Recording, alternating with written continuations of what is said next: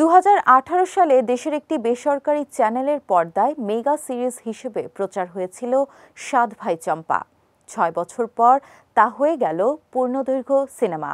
TV সিরিজটিকে নতুন করে কিছু সংযোজন ও বিয়োজন করে এবার পূর্ণদৈর্ঘ্য সিনেমা হিসেবে মুক্তি দেওয়া হচ্ছে ওটিটি প্ল্যাটফর্মে।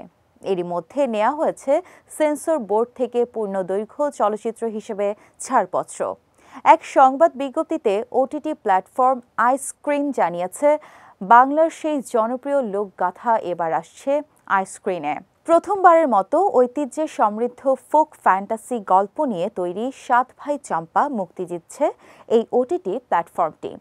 পবিত্র ঈদুল আজহা উপলক্ষে ১৬ জুন থেকে আইস্ক্রিনের দর্শক প্রিমিয়াম কন্টেন্ট হিসেবে এটি দেখতে পারবেন। প্ল্যাটফর্মটি আরও জানিয়েছে, পৌরাণিক এসব গল্পে দর্শকদের সবসময় অন্যরকম একটা আগ্রহ থাকে।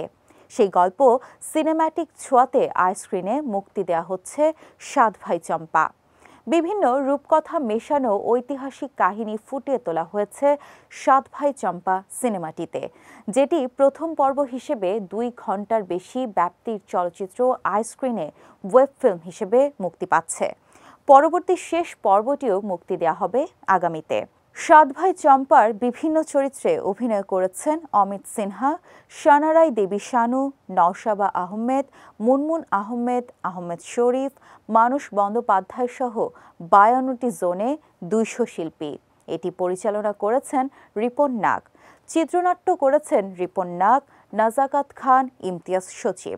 প্রযোজনা করেছে ইমপ্রেস টেলিফিল্ম।